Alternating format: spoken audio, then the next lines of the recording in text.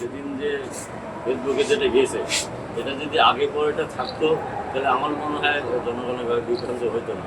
তো চুম্বক অংশটা দেখানো হয়েছে তো। আর সালাম ভাই হলো মানে একজন সিনিয়র নেতা, আমাকে উনি চেনে, কিন্তু দুর্ভাগ্যক্রমে একটা ঘটনা ঘটে গেছে। আমি নিজেও কিছু মনে করিনি, কিন্তু এটা যেভাবে ভাইরাল হয়ে গেছে মানে এতে আমি মনে করি সালাম ভাইয়েরও সম্মান নষ্ট হয়েছে, আমার সম্মান নষ্ট হয়েছে।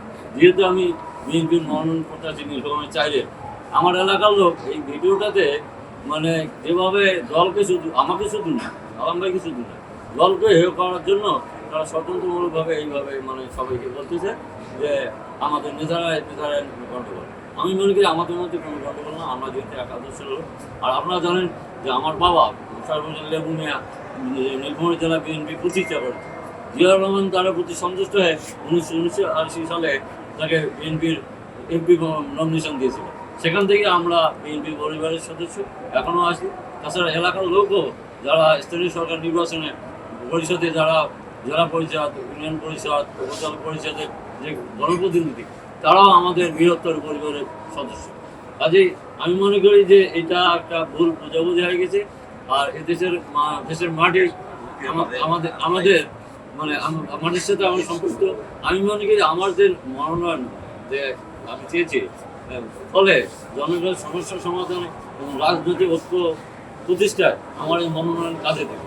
এটা দেখার পর টেলিফোনে আমার কাছে ক্ষমা চেয়ে দুঃখ হয়েছে। আমিও খুব বিব্রত হওয়া হচ্ছে। সালাম ভাই একজন সিনিয়র নেতা, উনি আমার কাছে ক্ষমা চেয়ে দিয়েছে। এটা আমি মনে করি এটা এটা আমার জন্য মানে একটা বিব্রত, উনি দুঃখ প্রকাশ করছে। আমিও এই জন্য মনে রাখিনি, আমিও ওনাকে মানে ক্ষমা করে দিয়েছি। কিন্তু এটা ভাইরাল হওয়ার কারণে মানে আমরা পড়ে গেছি বিপদে। মানে আমরা যারা অবনয়ন যারা আছে তারা এটাকে বিভিন্নভাবে কাজে লাগাইতেছে। কাজে আমি মনে করি যদি সালাম ভাই আমাদের লোক, কারণ ওনার সম্মান সমান, কাজে উনিও একটু যেহেতু ভাইরাল হয়েছে, উনি যদি ভাইরালে একটু বলে তাহলে ওনার সম্মানও থাকবে, আমার সম্মানও থাকবে, দলের সম্মানও থাকবে আমি মনে করি। আর সবচেয়ে বড় কথা যে এরকম ভিড়ের মধ্যে যে এরকম একটা ঘটনা ঘটবে, আর ওনারা এমনি আমি অনেক ভালোবাসি, ওনারা চিনি, আমি ভালো জানি। কাজে এরকম ঘটনাটা ঠিক হয়নি, যেটা হয়েছে সেটার জন্য আমি দুঃখ প্রকাশ করছি।